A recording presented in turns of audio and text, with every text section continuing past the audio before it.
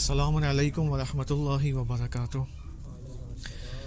بسم اللہ الرحمن الرحیم، الحمد للہ رب العالمین، وصلی اللہ علی محمد وآلہ الطاہرین، اللہم صل علی محمد وآل محمد وعجل فرجہم، اللہم کل ولیک الحجۃ ابن الحسن صلواتک علیہ وعلی آبائہ فی هذه الساعة وفی کل ساعة ولیا وحافظا وقائدا وناصرا ودلیلا وعینا حتی تسکنہ ارضک طوعا وتمتعہ فیہا طویلا، اللہم صل علی محمد وآل محمد وعجل فرجہم۔ آج 21 رمضان یوم شہادت امام علی علیہ السلام کے حوالے سے آپ سب کو خصوصاً امام زمانہ علیہ السلام کی خدمت میں تعزیت عرض ہے۔ ایک بہت ہی اہم موضوع جس کی طرف امام علی علیہ السلام نے نہج البلاغہ کے اندر کثرت سے بیان کیا ہے، وہ ہے موت، یاد موت، ذکر موت، موت کی استعداد اپنے اندر پیدا کرنا، موت کی استعداد اور موت کو اپنے اندر اپنے وجود میں تربیت کرنا۔ ایک اہم اور شاید بقول بعض اساتید کے کہ اگرچہ ہمارے معاشرے میں وہ یوں فرماتے ہیں کہ توحید کی نسبت بہت زیادہ مطالب اینڈ موضوعات بیان کیے جاتے ہیں، لیکن وہ موضوع، وہ ٹاپک اینڈ سبجیکٹ جو امام زمانہ علیہ السلام کے ظہور میں تعجیل کے اندر مدد کرے گا، وہ ہے موت کا موضوع۔ یہ ایک اس قدر اہمیت کا حامل موضوع ہے۔ تقریباً نہج البلاغہ کے اندر اگر آپ رجوع کریں تو موت کے حوالے سے 150 سے زیادہ زائد مطالب موت کے حوالے سے امیر المؤمنین علیہ السلام نے اپنے خطبات، اپنے خطوط کے اندر، اپنی حکمتوں کے اندر اس موضوع کے بارے میں مختلف اعتبار سے، مختلف زاویہ نگاہ سے اس حوالے سے بیان فرمائے۔ میں آپ کے سامنے فقط 2 یا 3 احادیث امیر المؤمنین علی علیہ السلام کی اس موضوع کے بارے میں ایک خاص زاویہ نگاہ سے بیان کرنا چاہوں گا۔ سب سے پہلے میں آپ کی خدمت میں یہ احادیث جو نہج البلاغہ میں آئی ہیں وہ بیان کرتا ہوں، اس کے بعد ہم دیکھتے ہیں کہ کیوں امیر المؤمنین نہج البلاغہ کے اندر، آپ خود اس بارے میں سوچیں کہ کیوں اس قدر موت کے بارے میں بیان فرما رہے ہیں۔ ایک خط جو کہ بہت ہی معروف خط ہے، لیٹر نمبر 31 کے نام سے، نامہ سیریہ کے عنوان سے، امام علی علیہ السلام اپنے فرزند امام حسن علیہ السلام کو یوں فرماتے ہیں کہ یا بنیہ، السلام علیکم، یا بنیہ اکثر من ذکر الموت، اے میرے بیٹے موت کو زیادہ یاد کرو، اکثر، کثرت سے زیادہ یاد کرو، کثرت سے یاد کرو، ما تہجم علی وتقضی بعد الموت الی حتی یأتیک وقد اخذت منہ حذرک، اے میرے بیٹے موت کو زیادہ یاد کرو، ایسا نہ ہو کہ موت اچانک تم پر آ پڑے۔ موت ایک ایسی چیز ہے جو all of a sudden، ناگہان انسان کے اوپر واقع ہو سکتی ہے، اور ایسا نہ ہو کہ موت کے بعد جب موت آئے، جب موت تم پر واقع ہو تو حتی یأتیک، اور اس کے بعد پھر وقد اخذت منہ حذرک، جب موت تم پر آ پڑے تو تم آمادہ نہ ہو۔ لہٰذا پھر اس کے بعد وَشَدَّدْتَ لَهُ أَزْرَقَ، اور پھر مفصل موت کے بارے میں یہاں پر بیان فرمانا، اور آخر میں ایک جملہ عجیب فرمانا، میں فقط ترجمہ بیان کرتا ہوں کہ امیر المؤمنین یہاں پر امام حسن کو یہ فرما رہے ہیں کہ ایسا نہ ہو کہ موت تم پر آ پڑے اور تم موت کے ہاتھوں مغلوب ہو جاؤ۔ عجیب بات نہیں ہے کہ انسان جو کہ اشرف المخلوقات ہے، سب سے زیادہ طاقت انسان کو اللہ نے دی ہے، لیکن یہی انسان موت کے سامنے مغلوب واقع ہو جائے۔ بس اگر انسان موت کے لیے آمادہ نہ ہو تو موت انسان کے اوپر غالب آ سکتی ہے۔ کیا مطلب غالب آ سکتی ہے؟ یعنی ممکن ہے انسان کی عاقبت اچھی نہ ہو، بد ہو۔ اسی وجہ سے ہم دعا کرتے ہیں کہ اللہم اجعلنا عواقب امورنا خیرہ۔ یہاں پر ایک بہت ہی جالب روایت ہے کہ کسی نے امام صادق علیہ السلام سے پوچھا کہ اے امام، یہ جو ہم دعا کرتے ہیں اللہم اجعلنا عواقب امورنا خیرا، یہ عاقبت کیا ہے؟ اس عاقبت کی حقیقت کیا ہے؟ تو امام علیہ السلام بیان فرماتے کہ نحن العاقبہ، ہم وہ عاقبت ہیں۔ کتنی خوبصورت بات ہے یہ۔ بس اگر میں اور آپ اپنے آپ کو اہل البیت سے کنیکٹڈ نہ رکھیں، مرتبط نہ رکھیں، تو ممکن ہے ہماری عاقبت اچھی نہ ہو۔ ایک اور خطبے میں امام علیہ السلام یہاں پر اس تعبیر کو آپ دیکھیں، امام فرماتے ہیں خطبہ نمبر 221 میں کہ وَبَادِرُوا بِالْأَعْمَالِ عُمْرًا نَاقِصًا۔ بادرو کا مطلب پیش قدمی کرو۔ آج کا جو دور ہے 21ویں صدی کا، کس چیز کا دور ہے؟ کمپٹیشن کا دور ہے۔ ہر بندہ، ہر انسان، چاہے وہ بزنس میں ہو، چاہے وہ جاب کے اندر ہو، کسی نہ کسی زندگی کے ہر شعبے میں کمپٹیشن میں لگا ہوا ہے، ریس لگا رہا ہے۔ حتیٰ طلبگی کے میدان میں بھی، حوزے کے میدان میں بھی ہر بندہ کوشش کر رہا ہے کہ میں آگے سے آگے نکلوں۔ کوئی خطابت میں اپنے آپ کو کوشش کر رہا ہے کہ میں سب سے بڑا خطیب بن جاؤں، کوئی مجتہد بننے کی کوشش کر رہا ہے۔ ہر بندہ بالآخر کسی نہ کسی کمپٹیشن میں موجود ہے، پیش قدمی میں۔ وَبَادِرُوا بِالْأَعْمَالِ، اعمال کے اندر پیش قدمی کرو۔ آیا واقعاً ہم اعمال کے اندر پیش قدمی میں مشغول ہیں یا نہیں ہیں؟ ہمارے ذہنوں میں عمل کا کیا تصور ہے؟ What is عمل؟ What is action؟ عمل کو ہم کیا سمجھتے ہیں؟ ہم یہ سمجھتے ہیں کہ اگر ہم اپنے ہاتھوں سے کچھ انجام دیں تو یہ عمل ہے، اگر کچھ نہ کریں تو عمل نہیں ہے۔ در حالی کہ دین اسلام یہ کہتا ہے کہ تم کچھ بھی نہیں کر رہے ہو، یہ بھی تمہارا عمل ہے۔ ہم معمولاً یہ سمجھتے ہیں کہ ہم جو کچھ زبان سے ادا کرتے ہیں، چونکہ جب ہم بہت بولتے ہیں تو کیا ہوتا ہے؟ توجہ نہیں ہوتی ہے کہ ہم کیا بول رہے ہیں۔ ہماری توجہ اس چیز کی طرف نہیں ہوتی کہ ہم زبان کے ذریعے عمل انجام دے رہے ہیں۔ اب اگر اس اعتبار سے دیکھیں تو چھوٹی سی چھوٹی حرکت بھی انسان کے جسم سے اور انسان کے اعضاء و جوارح سے عمل کہلاتی ہے۔ لیکن آیا فقط انسان جسمانی عمل انجام دیتا ہے؟ نہیں، انسان تو حقیقت بدن اور روح کے ساتھ۔ جب انسان حسود ہوتا ہے تو کیا یہ حسد انسان کا عمل نہیں ہے؟ جب میں ان انٹینشنلی، لاشعوری طور پر کچھ سوچتا ہوں تو یہ سوچنا عمل نہیں ہے میرا۔ ہم نہیں کہتے قیامت کے اندر، قیامت کا دن جب برپا ہوگا تو انسان کے اعمال مجسم ہوں گے مختلف شکل و صورت کے اندر۔ تو یہ سب کیا ہے؟ کیا انسان کا حسد اس کو نہیں دکھایا جائے گا روز قیامت کے دن؟ انسان کی نفرت روز قیامت کے دن نہیں دکھائی جائے گی مختلف شکل و صورت میں؟ تو یہ نفرت کیا ہے؟ ٹھیک ہے، میں حسد کو اپنے اعضاء و جوارح کے ذریعے اظہار نہیں کر رہا ہوں، لیکن یہ حسد میرے دل میں تو موجود ہے، تو یہ حسد عمل نہیں ہے۔ بس ہمیں تھوڑا غور کرنا ہوگا کہ عمل کیا ہے، عمل کی حقیقت کیا ہے۔ وَبَادِرُوا بِالْأَعْمَالِ عُمْرًا نَاقِصًا، اس سے پہلے کہ تمہاری جوانی سلام علیکم تمہارے بڑھاپے میں تبدیل ہو جائے۔ ابھی ہم سب اکثر جوان ہیں ماشاءاللہ، ٹھیک ہے، ایسا نہ ہو کہ امام علی علیہ السلام فرما رہے ہیں کہ ہماری یہی جوانی ایک لمحے میں بڑھاپے میں تبدیل ہو جائے۔ وَبَادِرُوا بِالْأَعْمَالِ وَمَرَضًا حَاسِبًا، ایسا نہ ہو کہ تم کسی مریضی میں مبتلا ہو جاؤ اور یہ مریضی تمہیں کس چیز سے روکے؟ عمل صالح کو انجام دینے سے روکے۔ وَبَادِرُوا بِالْأَعْمَالِ، بس تم عمل میں پیش قدمی کرو۔ او موتاً خائصا یا خالصا، اور موت تمہیں زمین گیر کر دے۔ اس سے پہلے کہ موت آئے، بادروا بالاعمال، عمل صالح میں پیش قدمی کرو، آگے بڑھو عمل صالح کے اندر۔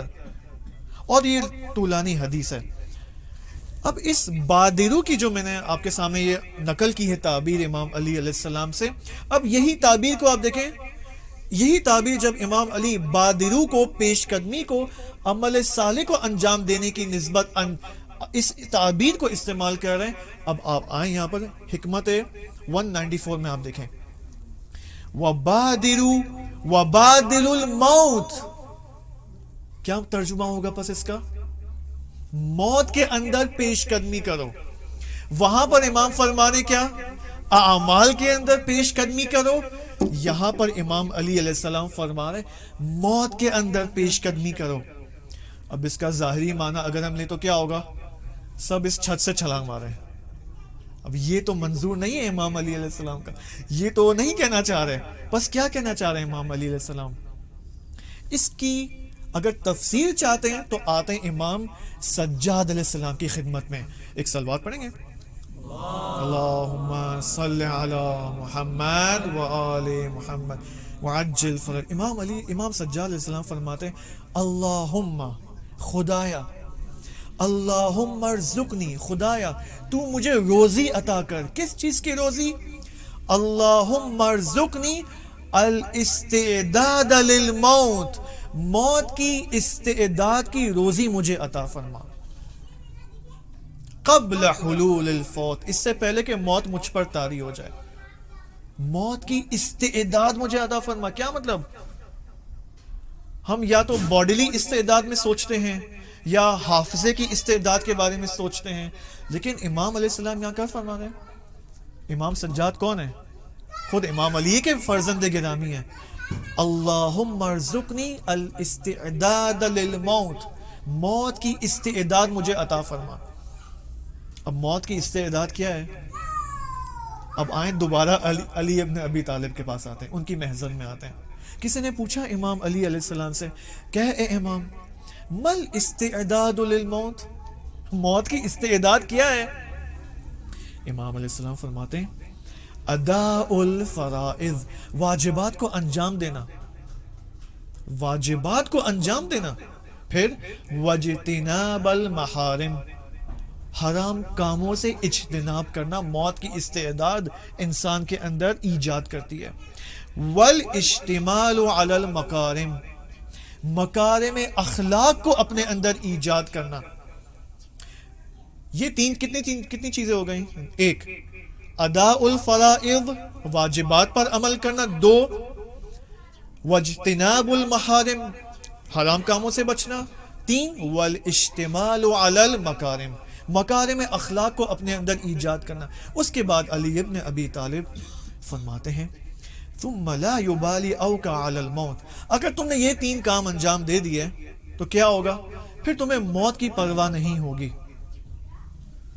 اب یہ تعبیر دیکھیں آپ, ثم لا یبالی اوقع علی الموت ام وقع الموت علی, تمہیں پس کوئی پرواہ نہیں ہوگی کہ موت تم پر واقع ہو یا تم موت کے اوپر واقع ہو. واللہ, خدا کی قسم, ما یبالی ابن ابی طالب اوقع علی الموت ام وقع الموت علی. علی ابن ابی طالب کو خدا کی قسم کوئی پرواہ نہیں ہے, کوئی خوف نہیں ہے, کوئی نگرانی اور پریشانی نہیں ہے کہ چاہے علی موت کے اوپر واقع ہو چاہے موت علی کے اوپر واقع ہو. کیوں؟ کیونکہ علی ابن ابی طالب نے اپنی یہ تین فرائض انجام دے دیا. سمپل سا کام ہے, واجبات کو عمل, واجبات کو انجام دینا. امام علی یہ تو نہیں فرما رہے کہ آپ مستحبات کو بجا لائیں, اگرچہ وہ عرفاء اور علماء خود ائمہ ہدی علیہ السلام تاکید فرماتے ہیں, لیکن یہ تین بیسک سٹیپس ہیں موت کی استعداد کو اپنے اندر ایجاد کرنے کے لیے. بس اگر میرے اور آپ کے اندر موت کی استعداد ایجاد نہیں ہو رہی, اس کا مطلب مشکل کہاں پر ہے؟ مشکل ان تین چیزوں کے اندر ہے. یا تو ہم واجبات کو صحیح سے انجام نہیں دے رہے. اگر واجبات کو صحیح سے ہم انجام نہیں دے رہے, کیوں؟ کیا وجہ ہو سکتی ہے؟ کیونکہ شاید ہمیں واجبات کی پہچان اور شناخت نہیں ہے. بس پہلا کام واجبات کی شناخت ہے اور پھر اس کو صحیح سے انجام دینا, تمام آداب کے ساتھ بجانا. دو, حرام کاموں سے بچنا, گناہوں سے بچنا.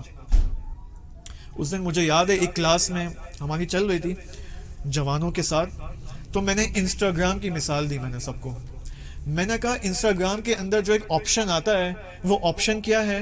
ایکسپلور کا آپشن. اوکے, ہم جب ایکسپلور کا آپشن اوپن کرتے ہیں انسٹاگرام کے اندر، اب ممکن ہے ہمارے ذہنوں میں یہ کہ ہمیں کوئی حدیث ڈھونڈنی ہے، کسی عالم کا لیکچر یا کوئی کلپ ہمیں ڈھونڈنی ہے، ہم تو اس کے پیچھے ہیں بالآخر، وہ کلپ ہمیں چاہیے. لیکن جب ہم اسی ایکسپلور کے آپشن سے ہم اسکرول ڈاؤن کرتے ہیں، اسکرول اپ کرتے ہیں، تو کتنی ہزاروں نامحرموں کی تصویر ہماری آنکھوں سے گزرتی ہے. اگرچہ ہم اس نامحرم کی فوٹو کے اوپر فوکس نہیں کرتے، ہم اسے اسکرول ڈاؤن کر دیتے ہیں. تو میں نے ان سے کہا کہ کیا پتا یہ جو نامحرم کی تصویر اسکرول ڈاؤن ہو رہی ہے، یہ ہمارے لاشعور میں تو جا رہی ہے نا، یہ ہمارے سب کانشیس مائنڈ میں تو جا رہی ہے، یہ بھی تو ہمارے روح کو آلودہ کرے گی، یہ بھی تو ہماری روح کو پلیوٹ کرے گی.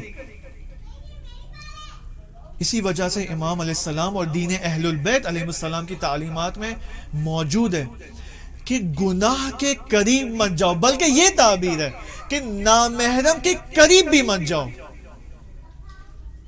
اس وقت انسٹاگرام نے، سوشل میڈیا نے، فیس بک نے کتنا آسان کر دیا ہے، گناہوں کی قباحت کو کس قدر کم کر دیا اس سوشل میڈیا نے. ایسا نہیں ہے؟ اگر ہم اپنے اعمال میں جھانکیں تو یہی ہو رہا ہے ہمارے ساتھ. اگرچہ ہم حدیث ڈھونڈ رہے ہیں، کسی عالم کی کلپ ڈھونڈ رہے ہیں، لیکن اس کے ساتھ ساتھ کیا ہو رہا ہے؟ ہماری روح پولیوٹ ہوتی جا رہی ہے. اچھا کام کرنے کی نیت سے ہم جا رہے ہیں سوشل میڈیا کی جانب، لیکن روح کو بھی آلودہ کر رہے ہیں. لہٰذا ہمیں یہاں کچھ سوچنا ہوگا ہمارے اپنے بارے میں کہ اس کا سولوشن کیا ہے. آئے کوئی راہکار موجود ہے، کوئی رائے حل موجود ہے اس کا یا نہیں ہے؟ کیا کریں یہاں پر؟ اب یہاں پر سوال، وہ جو میں نے سب سے پہلے مجلس کے سب سے پہلے لمحے میں یہ سوال پیش کیا تھا، وہ سوال کیا تھا؟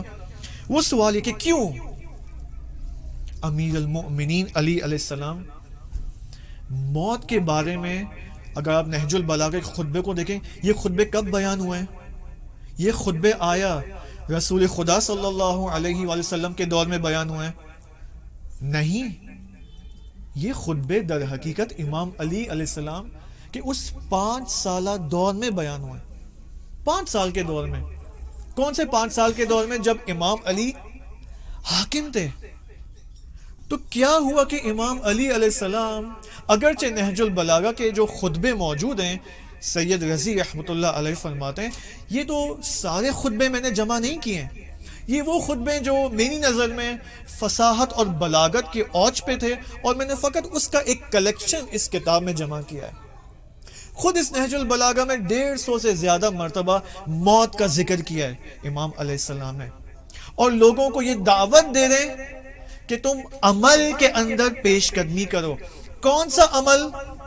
بہت سارے اعمال ہیں، لیکن وہ جو سب سے اہم ترین عمل ہے وہ ہے موت کی استعداد اپنے اندر ایجاد کرنا. کیوں؟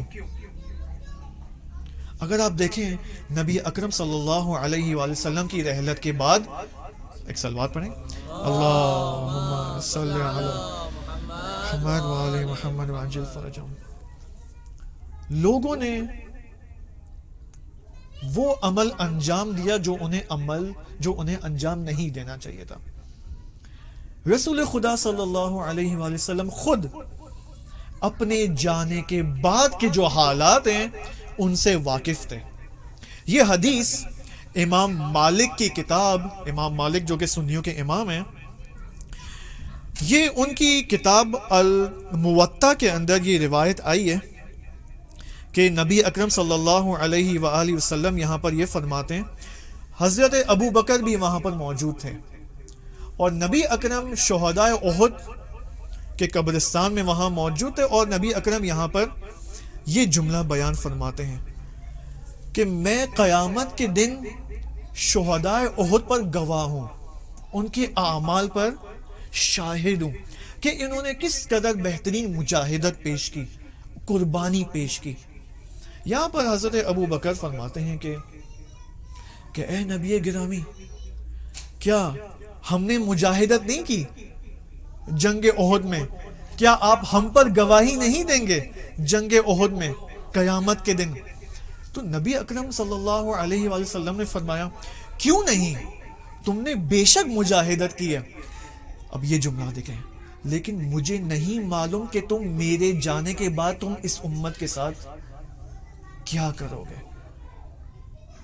دقیق جملہ جو نبی اکرم نے فرمایا وہ ہے کہ مجھے نہیں معلوم کہ میرے جانے کے بعد تمہارا کیا ہوگا. یعنی یہاں پر نبی اکرم صلی اللہ علیہ وآلہ وسلم اپنی زندگی کے اندر اپنے صحابہ کرام کی کہ مستقبل کے بارے میں تردید اور شک کا اظہار کر رہے ہیں. وہی صحابہ کرام جو ہمارے اہل سنت کے برادران ان سب کو بلا استثناء عادل سمجھتے ہیں, کوئی غلطی ان سے نہیں ہو سکتی. لیکن نبی اکرم یہی فرما رہے ہیں. خوب کیا ہوا پھر؟ وہی ہوا جو نبی اکرم کو جس چیز کا ڈر تھا وہی ہوا. خلافت یا یوں کہو امامت امام علی علیہ السلام کو غصب کیا گیا. 25 سال کے اندر کیا ہوا؟ 25 سال کے اندر لوگ دنیا پرست ہو گئے. دنیا کی رنگینیوں کی جانب لوگ جذابیت کے اندر اور مجذوب ہو گئے. لوگ مال و ثروت اور پراپرٹی بائنگ اور بزنس کرنے میں مشغول ہو گئے, پیسہ جمع کرنے میں مشغول ہو گئے, ثروت اندوزی میں مشغول ہو گئے. دنیا پرستی کلن اگر آپ اس کو عنوان دیں تو دنیا پرستی. اب آپ یہ حدیث دیکھیں جو امام علی علیہ السلام نہج البلاغہ کے اندر یہ فرماتے ہیں. ایک صلوات پڑھیں گے. اللہم صلی علی محمد و آل محمد. میں صلوات کیوں بار بار آپ سے کہہ رہا ہوں صلوات پڑھیں؟ کیونکہ صلوات میں علماء فرماتے انرجی ہوتی ہے. صلوات انسان کو تازگی اور فریشنس عطا کرتا ہے. ہم یہ سمجھتے ہیں کہ یہ چائے اور کافی یہ ہمیں انرجی دیتی ہے, لیکن روایات کہتی ہے کہ نہیں, چائے اور کافی کے بجائے یہ صلوات ہے جو انسان کو انرجی بخشتی ہے. تو ایک انرجی خیز صلوات پڑھیں گے. اللہم صلی علی محمد و آل محمد وعجل فرجہم. میں نے کہا کہ امام علی علیہ السلام لوگوں کو موت کی جانب دعوت دے رہے ہیں. دوسری طرف سے 25 سال لوگ دنیا پرستی کے اندر مشغول ہیں. اب امام علیہ السلام سید رضی فرماتے ہیں وَمِن كَلَامٍ لَهُ علیہ السلام كَانَ كَثِيرًا مَا يُنَادِي بِهِ أَصْحَابَهُ. امام علیہ السلام اس جملے کو جس کے اندر موت کی دعوت ہے لوگوں کو اور اپنے اصحاب کو کثرت سے دعوت دے رہے ہیں. دیکھیں یہ امام کا جملہ ایک جملہ فقط ہے. تجہزوا, اپنے آپ کو مجہز کرو, رحمکم اللہ, خدا تم پر رحم کرے.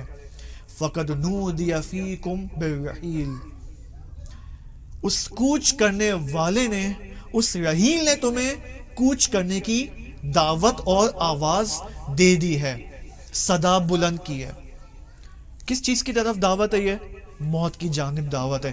پھر امام کیا فرمانا ہے؟ وَأَقِلُّ الْأَرْجَةَ عَلَى الدُّنْيَا, اور دنیا میں رہنے کے لیے دنیا میں کم رہنے کے لیے اپنے ذہن کو آمادہ کرو.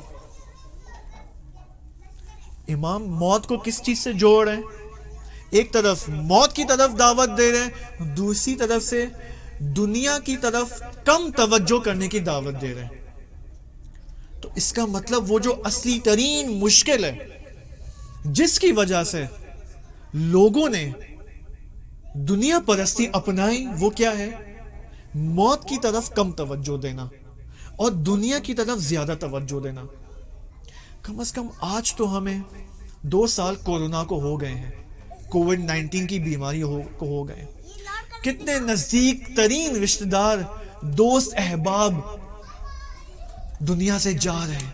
روزانہ کسی نہ کسی کی فوٹو ہمیں نظر آتی ہے کہ فلاں بندہ, اب یہ صاحب آئے موت کی طرف دعوت دینے کے لیے اس اعتبار سے, ٹھیک ہے, انہوں نے غلط مطلب لیا ہے. ہر بندہ جا رہا ہے دنیا سے. آج کے زمانے میں موت میں تیزی آ گئی ہے. کم از کم ابھی تو ہمیں بیدار ہو جانا چاہیے, غفلت کی دنیا سے باہر آ جانا چاہیے اور موت کی استعداد اپنے اندر ایجاد کرنا چاہیے. اچھا ہوگا کیا؟ آپ فرض کریں موت کی استعداد ایجاد ہو گئی, ہوگا کیا اس کے بعد؟ موت کی پاور آ گئی ہمارے اندر, ہوگا کیا اس سے؟ ہدف کیا ہے؟ کیوں موت کی استعداد ایجاد کرنا ہے؟ ہوتا کیا ہے موت کے بعد؟ مجھے بتائیں. ایک انسان جب دنیا سے جاتا ہے تو ہوتا کیا ہے؟ کہاں جاتا ہے وہ؟ بتا سکتا ہے کہاں جاتا ہے وہ؟ خدا کے پاس تو سب جاتا ہے، ابھی بھی ہم خدا میں کے محضر میں، عالم برزخ میں جاتا ہے. عالم برزخ یعنی عالم غیب. انسان جب حالت احتضار میں ہوتا ہے، وصیت میں مشغول ہوتا ہے، تو روایات کے اندر ہے کہ آہستہ آہستہ اس کی روح اس کے جسم سے آہستہ آہستہ جدا ہو رہی ہے. اسی وجہ سے علماء فرماتے ہیں کہ حالت احتضار دنیا میں آخری دن ہے اور عالم غیب کا پہلا دن ہے، برزخ کا پہلا دن ہے. جب انسان موت کی استعداد اپنے اندر ایجاد کرتا ہے تو عالم غیب کی جانب اس کی آنکھیں کھل جاتی ہیں. اگر عالم غیب کی جانب اس کی آنکھیں کھل جائیں اسی زندگی میں، دنیا کے اندر، اسی جوانی میں، تو کیا ہوگا؟ روایات میں ہے امام زمانہ علیہ السلام کے حوالے سے کہ امام زمانہ کی غیبت غیب من غیب اللہ ہے، خدا کی غیب میں سے ایک غیب ہے امام زمانہ کی غیبت. تو پس اگر موت کی جانب ہماری استعداد بڑھ جائے اور عالم غیب کی جانب اگر انسان کی آنکھیں کھل جائیں تو امام زمانہ سے حقیقی ارتباط قائم ہو جائے گا زمانہ غیبت کے اندر. عجیب نہیں ہے؟ موت کا جو موضوع ہے اس کا ڈائریکٹ تعلق امام زمانہ علیہ السلام سے. کیوں؟ کیونکہ ظہور کے بعد، بہت عجیب بات ہے، ظہور کے بعد اکثر لوگوں کا جو رابطہ امام کے ساتھ ہوگا وہ یہ جسمانی رابطہ نہیں ہوگا جو اس وقت میرا اور آپ کا اس وقت جسمانی رابطہ ہے ہم سب کا. موت کے بعد اکثر لوگوں کا، اکثر لوگ یعنی غیر معصوم، ہم سب غیر معصوم ہیں، اکثر لوگوں کا رابطہ امام زمانہ سے غیبی رابطہ ہوگا، روحانی اور معنوی رابطہ ہوگا. بس میں یہاں پر اپنے آرائز ختم کروں گا کیونکہ ایک تو ٹائم بھی کم ہے اور ذکر توسل بھی کرنا ہے، اور ذکر توسل کے ذریعے ہم کوشش کریں کہ اپنے آپ کو آج علی ابن ابی طالب، امیر المؤمنین علی ابن ابی طالب سے اپنے آپ کو مرتبط کریں. وَبَادِرُوا بِالْأَعْمَالِ، یہ فریاد ہے علی ابن ابی طالب کی نہج البلاغہ میں کہ عمل کے اندر پیش قدمی کرو. وَبَادِرُوا بِالْمَوْتِ، موت کے اندر پیش قدمی کرو. چونکہ امت مسلمہ نے، امیر المؤمنین کے زمانے کے لوگوں نے امام کی اس فریاد کی اجابت نہیں کی، دنیا پرستی میں مشغول ہو گئے، اور یہی دنیا پرستی باعث بنی کہ لوگوں نے یا لوگوں کے اعمال نے امام کو شہید کر دیا. یہ لوگوں کے اعمال تھے جس نے ابن ملجم لعنت اللہ علیہ کو دعوت دی. یہ لوگوں کے بد اعمال تھے، یہ لوگوں کی دنیا پرستی کا نتیجہ ہے کہ ابن ملجم کوفہ آیا اور اس نے وہ تدبیر کی، اس نے وہ پلاننگ کی، اور امام علی علیہ السلام کو 19 رمضان کی صبح کو فجر کی نماز کے بعد امام کو ضربت لگانے میں کامیاب ہو گیا. یہ لوگوں کی دنیا پرستی کا نتیجہ تھا. لیکن ایک عجیب بات ہے، میں نے کسی عالم سے یہ بات سنی، بہت ہی اچھی لگی یہ بات، اور بہت ہی سوزناک اور دردناک بات ہے یہ کہ آپ دیکھیں علی ابن ابی طالب علیہ السلام کو جب نماز کے اندر کھڑے تھے، نماز میں مشغول تھے، اور جب سجدہ ہوئے، سجدہ کیا انہوں نے، ابن ملجم آیا اور اس نے ایک ضرب لگائی، فقط ایک ضرب لگائی، 2 ضربیں نہیں لگائیں. کیوں؟ ایک ضرب لگائی اس نے، اور ایک ضرب لگانے کے بعد وہ وہاں سے کوشش کی کہ وہ فرار کر جائے، لیکن فرار ہونے میں وہ ناکام ہو گیا. اب سوال یہ کہ کیوں ابن ملجم نے 2 3 4 ضرب نہیں لگائے ہمارے مولا کے سر مبارک پر؟ وہ عالم یہ فرماتے ہیں کہ اس کو پتا تھا، ابن ملجم کو یہ بات معلوم تھی کہ اگر میں ایک ضرب لگانے کے بعد 2 ضرب 3 ضرب لگاؤں گا تو مجھے معلوم ہے کہ علی کے چاہنے والے موجود ہیں اسی مسجد میں، وہ مجھے پکڑ لیں گے، وہ مجھے فرار نہیں ہونے دیں گے. علی کے چاہنے والے موجود ہیں، علی کے محبین موجود ہیں.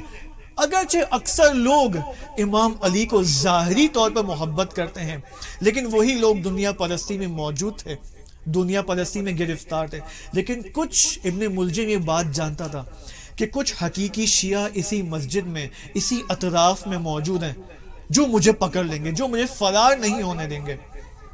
لیکن لا یوم کیومک یا ابا عبداللہ، امام حسین علیہ السلام دشمن اس بات کا یقین رکھتا تھا کہ حسین کے محبین نہیں موجود ہیں، حسین کو بچانے والا کوئی موجود نہیں ہے. اسی وجہ سے ہم زیارت امام حسین میں یہ فرماتے ہیں کہ السلام علیک ایھا الوتر الموتور، سلام ہو آپ پر اے تنہا تنہا، کہ حسین کو بچانے والا کوئی بھی موجود نہیں ہے. حتیٰ شہادت حسین کے بعد بھی دشمن کو اس بات کا یقین تھا کہ کوئی شہادت کے بعد بھی حسین کو بچانے نہیں آئے گا. اسی وجہ سے دشمن نے یہ جرأت کی کہ حسین کی لاش کو پامال کریں، اصحاب حسین کی لاش کو پامال کریں. لیکن عزیزان، جوانان عزیز، آج 21 رمضان ہے، آج ہم سب یتیم ہو چکے ہیں، ہم سب کے یتیمی کا دن ہے. اگر ہم اپنے آپ کو واقعاً یتیم سمجھیں تو مجھے آپ کو دعوت دینے کی ضرورت نہیں کہ اب آنسو بہائیں، کیونکہ یتیم کو آنسو بہانے کے لیے کسی آمادگی کی ضرورت نہیں ہوتی ہے. یتیم پہلے سے آمادہ ہے رونے کے لیے، آنسو بہانے کے لیے. آج کوفہ کے لوگ یتیم ہو چکے ہیں، آج کوفہ کا فقیر بھی یتیم ہو چکا ہے. اگرچہ حسن اور حسین بھی یتیم ہو چکے ہیں، زینب کبریٰ بھی یتیم ہو چکی ہیں، ام کلثوم بھی یتیم ہو چکی ہیں، لیکن میں آپ کی توجہ ان یتیموں کی جانب توجہ دلانا چاہتا ہوں جو یتیم ہو چکے ہیں. آج کوفہ کے یتیم ہو چکے ہیں. کوفہ کے وہ یتیم کہ جن کے پاس علی ابن ابی طالب ہر شب جاتے تھے اور ان کو اپنے ہاتھوں سے کھانا کھلاتے تھے، غذا کھلاتے تھے. جب کوفہ کے بچوں کو، یتیموں کو یہ احساس ہوا کہ 2 یا 3 راتیں ہو گئی ہیں، ہمارا وہ مونس، ہمارا وہ سرپرست نہیں آیا ہمیں کھانا کھلانے کے لیے، تو انہوں نے اپنی ماں سے پوچھا کہ اے ماں، وہ شخص کہاں چلا گیا؟ وہ یتیموں کے سرپرست کہاں چلا گیا جو ہمیں روزانہ ہمیں کھانا کھلانے آتا تھا، ہماری دل جوئی کرنا، ہمارے ساتھ کھیلنے آتا تھا، وہ کہاں چلا گیا؟ جب یتیموں کی ماں نے ان سے کہا کہ وہ شخص شہید ہو چکا ہے، یہاں پر ان کو یہ پتا چلا کہ علی علیہ السلام کو دودھ کی ضرورت ہے، شیر کی ضرورت ہے. تو یہاں پر روایات میں ہمیں ملتا ہے کہ علی کے گھر کے باہر کتنے کثرت سے یتیم افراد اور یتیم بچے جمع ہوئے اور ہر ایک کے ہاتھ میں دودھ کا ظرف موجود ہے، دودھ کا پیالہ موجود ہے. کیا پتا یہ دودھ ہمارے مولا، ہمارے سرپرست اس کو تناول کریں اور ہمارے مولا نجات پا جائیں. ایک بہت ہی عجیب روایت میں ہمیں ملتا ہے، بس یہ میرا آخری جملہ ہے کیونکہ دوستوں کو نوحہ بھی پڑھنا ہے اور سینہ زنی بھی کرنی ہے. میں بس یہ آخری جملہ، بہت ہی دردناک روایت موجود ہے کہ جب حسنین، امام حسن اور امام حسین علیہ السلام تشییع جنازہ اور تدفین کے مرحلے سے فارغ ہوئے اور جب گھر کی طرف لوٹ رہے تھے تو اچانک ایک فقیر کی آواز انہیں آنے لگی. ایک فقیر نے صدا دی. امام حسن علیہ السلام بالآخر، علی تو اب نہیں ہے اس فقیر کی داد رسی کرنے کے لیے، فریاد رسی کرنے کے لیے، لیکن علی کا بیٹا تو موجود ہے اس فقیر کی داد رسی کرنے کے لیے، اس کی مدد کرنے کے لیے. روایت میں ہے کہ حسن ابن علی، امام حسن علیہ السلام جاتے ہیں اس فقیر کے پاس، بیٹھتے ہیں، دیکھتے ہیں کہ یہ فقیر ایک طرف سے نابینا ہے اور ایک طرف سے مریض بھی ہے. امام حسن علیہ السلام پوچھتے ہیں کہ اے فقیر، تمہاری حاجت کیا ہے؟ فقیر کہتا ہے کہ میں نے 3 دن سے کھانا نہیں کھایا، لیکن اے شخص، وہ امام حسن کو خطاب کرتے ہوئے کہتا ہے کہ اے شخص، تو یہ جان لے کہ میری یہ حاجت نہیں ہے، میری یہ حاجت نہیں کہ مجھے کھانا کھانا ہے. حسن علیہ السلام فرماتے کہ پس تیری حاجت کیا ہے؟ وہ شخص وہ فقیر کہتا ہے کہ میں نے 3 دن سے اپنی دوائیوں کو میں نے وقت پر نہیں لیا ہے، لیکن اے شخص تو جان لے کہ میری یہ حاجت بھی نہیں ہے، تو بس تیری حاجت کیا ہے فقیر؟ وہ فقیر کہتا ہے کہ میری حاجت وہ مونس ہے، تو 3 دن سے میں اس کو گم کر چکا ہوں، گم شدہ ہو چکا ہے، میری یہ حاجت ہے کہ اے شخص تو میرے لیے اس مونس کو ڈھونڈ کے لے کر آ، کہ روز وہ آتا تھا، ہر شب میرے پاس آتا تھا، میرے ساتھ بیٹھتا تھا، کیونکہ یہ فقیر نابینا تھا، مریض بھی تھا، حاجت مند بھی تھا، لیکن نابینا بھی تھا۔ وہ شخص فرماتا ہے کہ حسن کہ اے شخص یہ مونس میرا جو کہ گم شدہ ہو چکا ہے، یہ میرے پاس آتا تھا، میرے ساتھ درد دل کرتا تھا، اور اپنے ساتھ کھانا لا کر ایک ایک نوالا بنا کر میرے منہ میں ڈالتا تھا اور مجھے کھانا کھلاتا تھا، میں اس مونس کی تلاش میں ہوں، اے شخص تو کچھ ایسا کر کہ وہ مونس میرے لیے ڈھونڈ کے لا۔ تو یہاں پر بہت ہی عجیب جملہ اس فقیر نے کہا جب حسن علیہ السلام نے پوچھا اے شخص اے فقیر تو مجھے یہ تو بتا اس کا نام کیا ہے؟ تو فقیر نے کہا کہ جب بھی میں اسے اپنے مونس سے اس کا نام پوچھتا تھا تو وہ یوں فرماتا تھا کہ میرا نام فقیر جالس فقیرہ ہے، میں وہ فقیر ہوں جو فقیر کے پاس بیٹھا ہے۔ تو حسن علیہ السلام نے کہا کہ اے فقیر کوئی حسب و نسب کچھ تو ہونا چاہیے، کوئی علامت ہو، کوئی حسب و نسب، آیا تو نے اس سے کوئی حسب و نسب پوچھا ہے؟ تو اس فقیر نے کہا کہ میں نے اس سے پوچھا کہ تیرا حسب و نسب کیا ہے؟ تو اس مونس نے کہا کہ مسکین جالس مسکینہ، میں وہ مسکین ہوں جو مسکین کے پاس بیٹھا ہے۔ تو امام حسن علیہ السلام نے پوچھا کہ اے فقیر کوئی علامت کوئی نشانی تو مجھے بتا۔